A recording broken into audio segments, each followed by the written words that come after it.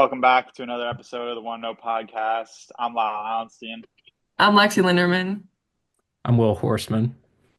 In this episode, we're going to touch on some takeaways from Penn State's local media day that just happened a few days ago, talk some updates with the injuries, and then talk to a few of the award recognitions that Penn State has got preseason, and even talk some potential stubs. So just to start, what were some takeaways from local media day? I think obviously he talked about season expectations, which we'll talk about, but James Franklin continues to mention Khalil Dinkins when not asked about Khalil Dinkins, and I think that is just really interesting. It seems like Dinkins has a tight end spot locked up, but he did not say that, despite some stuff I've seen on Twitter, but he did not say that. But it just seems you can infer that Khalil Dinkins is probably going to be that starting tight end, which I think a lot of people kind of just like put in Luke Reynolds there because of everything that happened last year. Um, but it more seems like Andrew Rapplier and Luke Reynolds are battling for that tight end two spot. I mean, Rapplier is still coming off that long-term injury he had all last season. He's just saying that after playing against West Virginia, he's still kind of fully recovering. I don't think he's back playing like every rep. Cole Nicky kind of said that they have to hold him like off the field because he wants to keep getting more reps, and they're just like, you need to take you need to take it a little slower. We just like they just want him to get 100%. So I think that's super interesting because I think a lot of people just kind of expected Luke Reynolds to be the next great Tyler Warren, I guess, and you just kind of hear like Khalil Diggins kind of just got shoved under the rug to a lot of fans, but I think he could have a really great year. I talked to him local media day. He said it means a lot for to hear to hear Franklin kind of just like have his back and all of that, and he's just really excited about the year that he could have. And he also had really high praise for Rapplier. Said he's always been a really physical guy and that it's been good seeing him come back from injury really well. So I think that that's the tight end room is just kind of an interesting. I don't think it's shaping out how people kind of expected it to, and we kind of got more confirmation of that at local media day. And also, it was our first time hearing from Amari Campbell, the transfer linebacker from UNC, who I know a ton of people are excited about. I think it's the solution to the mic. And he seemed really happy to be at Penn State. He kind of talked about how Tony Rojas has been really important as like a familiar face.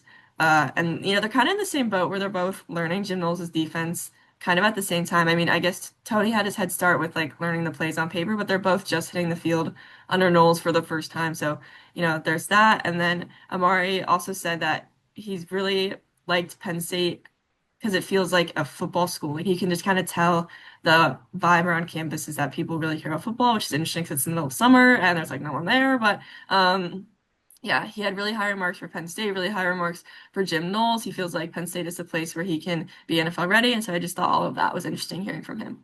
Yeah, and we also got to hear from another Penn State transfer portal addition in Trevor Pena, who obviously he had a great year with Syracuse last season, but despite that, he entered the portal and he kind of said he was looking to challenge himself, which is interesting, and he's looking to kind of set him up for a potential career in the NFL.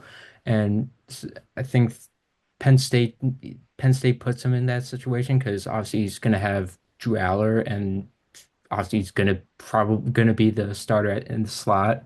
So I can definitely see the reasoning behind his decision to transfer here, and it I think it filled needs for both Penn State and Pena. But then also on special teams coordinator Justin Lustig, he talked a lot about the depth at like really all positions on special teams. I mean, look at punter. I mean, obviously you got Riley Thompson coming back after starting last season, but Lustig said that Gabe Nwosu is kind of challenging Thompson for the starting role there. So, I mean, it could be interesting to see how that works out. It's the rest of fall camp, but I still think Thompson will still be the starter. And then I mean, obviously at kicker, you then also got Ryan Barker coming back, and he's now on scholarship after being a walk-on last year. And but Lustig did say that freshman Matthew Parker is pushing each other with Ryan. So I mean, depth there, and then kick returner is interesting because Lustig said that's like if they feel like they can exploit something in the return game. It's like they will use Nick Singleton back there, but He also says that he has confidence in Quinn Martin Jr. and Corey Smith to return kicks. So it could be interesting just to see like who's taking the reps back there as season goes on for each game. And then at punt returner, like even though Caden Saunders has a reportedly long-term injury, Penn State still has got depth there with like Devontae Ross, Trevor Pena, who both had punt return reps at their previous schools, and then obviously Zion Tracy was Penn State's punt returner at times that once Caden Saunders was out last season. So yeah, there's just a lot of depth overall on special teams. Yeah, I wanted to talk about a reoccurring conversation we've had different variations of this summer with all the hype building around Penn State. James Franklin once again talked about how the standard is the standard. The expectations are always for Penn State to go out, win a Big Ten championship, go win a national championship. He doesn't look at the preseason rankings. He's not going to go and frame them and put it in the man cave in his basement. And I agree. He's got to say these things because, it's that 1-0 mentality. I remember heading into the Ohio State game last year. He talked about how every win is a big win, including that Bowling Green disaster class that almost didn't work out in Penn State's favor. But I feel like it's coach speak. He keeps saying the same thing. But I feel like in some way he's got to address that this year is different. He doesn't need to say that, like, yeah, we're going to go win a national championship because that's bold and that won't work out in anyone's favor. But, you could feel it. The guys will talk about how important the returners are, all the starters across the board on both sides of the ball. You've got two great new additions in the coaching staff in Jim Knowles and Stan Drayton, highly sought after transfer portal additions that they very well spent a lot of money on, which includes the wide receiver position that they struggled with. And you talking a bunch of guys at local media day across the board when you guys were there, between the coaches, players, everything in between that you want to qualify as, like, they're blocking it out. They're not listening to it, and that's rightfully so. But I feel like as James Franklin, some form of this has to be acknowledged, whether it's a small comment that implies something else. The expectations are there. This is not a year that 10-2 is acceptable. He doesn't feel like 10-2 is ever acceptable because he's got bigger goals to reach. But this year, it's going to craft a whole narrative around him and his program. So I just feel like that was something that I took note of. But more specifically to the team, this cornerback room has a lot of buzz, and for good reason. It starts, I think, with Jim Knowles was asked specifically about Elliott Washington and AJ Harris. And obviously AJ Harris has this kind of buzz around him that he's going to be that first Penn State corner ever taken in the first round. I know, Lexi, you wrote about him. This is a really good player. I mean, he feel like he wasn't as good as he could be last year. Obviously, it's a loaded room, but now last year as well with, Jalen Kimber. Obviously, Cam Miller saw some playing time, but he's gone now. But it's still a loaded room again, but he's supposed to be that number one guy, that alpha in the room. But then you've got Elliott Washington, who's had that obviously really strong spring, won all 6 competitive days during winter workouts. Audavian Collins was, I know Lexi talked about it, with Khalil Dinkins being that guy that James Franklin thinks no one's talking about. Audavian Collins was that guy last year, and he came on strong when Zion Tracy got banged up and started taking some work away from Cam Miller. And then Darius Dixon, a freshman. We'll see if he even sees the field, but this is a guy a ton of people are excited about. Zion Tracy, not enough people are also talking about him. So I don't know. Terry Smith has installed a culture in that room, and I think this is going to be, the strongest position group on this team. So that was one thing that also stood out to me. But I know, Will, you just touched on it a little bit. Caden Saunders is out with a long-term injury. I know you guys were both actually in State College, so you got to see a couple of guys return to the field. Do you think the Saunders injury actually has any implications on where the wide receiver room stacks up depth chart-wise? And then just who are some guys that maybe we didn't see in the spring that kind of returned to action that stood out to you? I think the wide receiver room, I think, is still in a good place. I think if they didn't go and get Trevor Pena, then maybe your eyebrows raise a little bit because Caden Saunders is a slot guy and Liam Clifford would be starting at the slot, and then the backup would just end up being Tyser Denmark. I mean, I think a lot of people expect Tyser Denmark to have a pretty good year. It's going to be hard for him to see the field with Liam Clifford still in front of him, and then obviously all 3 of the transfers still in front of him.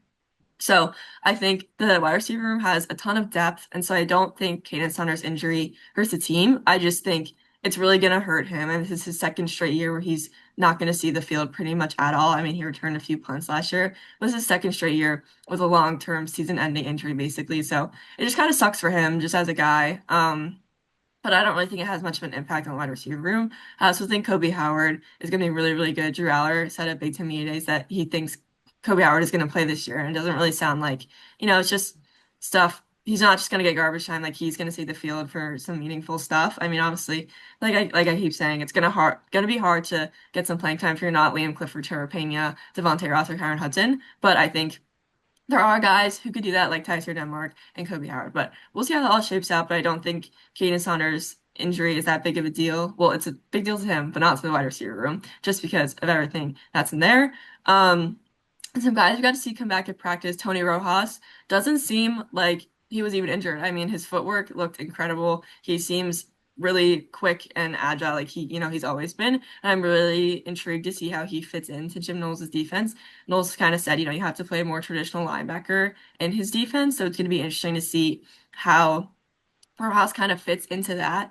And then denied Dennis Sutton still looks huge. I didn't really see a ton of him, but he's back. He doesn't look again like he was injured. They all look pretty good for being out all spring. But I think a lot of it, I mean, obviously Rojas had the surgery, but I think Deny was basically just like load management being out all spring.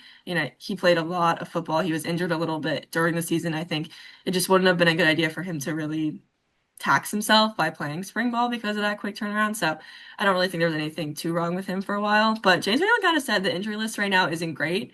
Which is kind of interesting to hear because it seems like most guys are back. I mean, obviously Alonzo Ford is like just coming back. Andrew Rappleyea also still reaching 100%, kind of like I said. But yeah, so it seems like the defensive people who are back don't seem to have missed a beat. So I mean, yeah, I about Saunders, I mean, I pretty much completely agree. I mean, I don't. I look at the slot. I mean, the vast majority of the snaps there are going to go to Trevor Pena and Liam Clifford. So I don't really see the Saunders injury affecting Penn State that much this season. And I mean, obviously, and then also punt return. I mean, I mentioned. I mean, they've got other guys there, so it's also not really concerned there. But okay, so Lexi, I know you mentioned a lot of guys on defense coming back, but on offense specifically at the tight end room, I mean, you had Reynolds kind of come back from a slight injury towards the end of spring, and then you had Andrew Rapelje and Andrew Olish also come back. I mean, they both look fairly healthy. I mean, at last Saturday's practice, so yeah, I mean, I think like the depth at tight end room, like that, like kind of like position battle is like kind of in full swing now. And I know Franklin said like he doesn't necessarily like where the injury list is right now, but it kind of seems like it's just a lot of guys are just like coming back. I mean, I know I'm kind of copying what like Lexi said here, but it's like I kind of agree there. Yeah, I'm not going to harp too much on the wide receiver thing. I feel for Caden Saunders. I remember after the Blue White game 2024, he talked about expecting to take a big role for the upcoming season. Didn't happen because of the injury. You talked to him at Thon Explorers availability in February. Same rule. I want to remind everyone that he was a playmaker. You feel for the guy going into his redshirt junior season. He was one of the leaders in his recruiting class that he was in and had high expectations coming in. So obviously there was no really substantial concrete evidence that he was going to actually transfer this offseason. But, it could have always been a possibility considering that they were bringing in three guys in the portal. So, but you feel for him. But honestly, I don't really think it has any effects on the wide receiver room. Don't really know if he was even going to see that many snaps between the transfers, Liam Clifford, Tyser Denmark. Corey Howard's still up in the air. I know Franklin didn't mention anything about green light, yellow light, red lights for the red shirts. So we'll see what happens there. But just going off the injuries, a couple of guys we didn't touch on. Anthony Donko back on the practice field. Same with Nolan Rucci, who was banged up at the end of spring ball, came back to the final practice, didn't play in the blue-white game. Both those guys obviously competing for right tackle, but then there's also that possibility that Anthony Donko comes in and plays that open right guard spot. Obviously, he started his career at Penn State as a right guard before being thrown into the fire his freshman year in the Peach Bowl when Olu Fashanu opted out and learned how to play tackle in a month. So that's obviously a possibility. This offensive line is strong, but two guys that come back from injury. King Mack, Zion Tracy, both banged up during the spring. We're back out there. So just a couple of the guys to take note of. But honestly, the injury situation, I feel like Franklin said it wasn't great.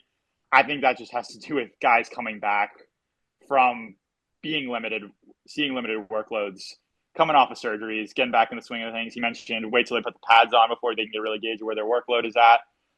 So that's where we're at there. But, with this preseason, getting full swing, you've also got a preseason award watch list coming on, and you've got several different Penn State players making several different lists. There's been some well-deserved selections, obviously, but maybe a few snubs if you guys want to kind of talk about some guys that you think are notable that they made a certain watch list and maybe a snub here and there. I think the obvious one would be Denida Sutton not being nominated for the Nagurski Award, which is given to the best defensive player in college football. I think AJ Harris and Zane Durant were nominated, which very valid selection. I think they're both going to be great players this year, especially Zane Durant. He's been nominated for basically like everything he can be at this point. Like you name it, like he's on that list. But I do think Denai was snubbed a little bit. I think he had an insane playoff last year. I don't think enough people are really talking about that. And it seems like people think he's going to be one of the best defensive ends in the country. But I guess I don't know if that's exciting to the national media.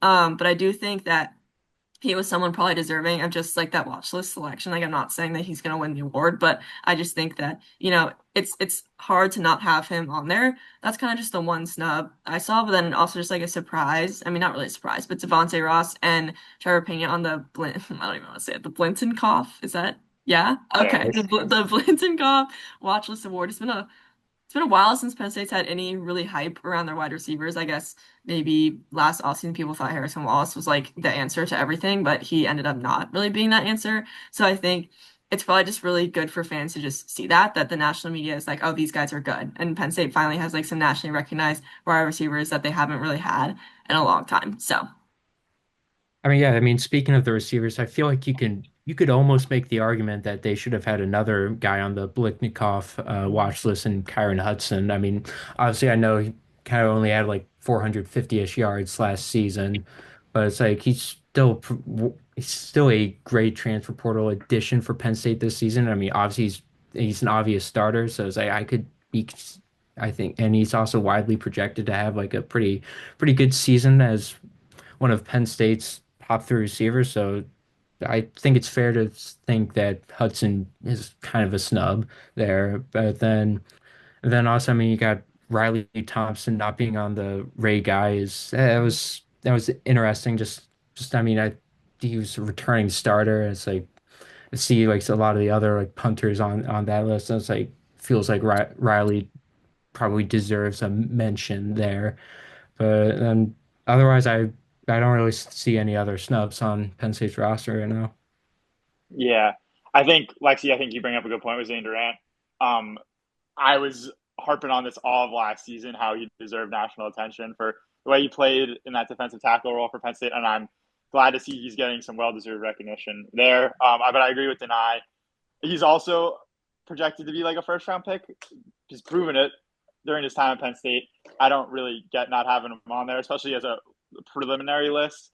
I just think that's a miss. I know we talked about Pena quite a bit, but I think it's worth noting to add that he was on the Paul Hornung Award, given to the most versatile player in college football. Obviously, it's a watch list, that is, but that's what the award's presented to.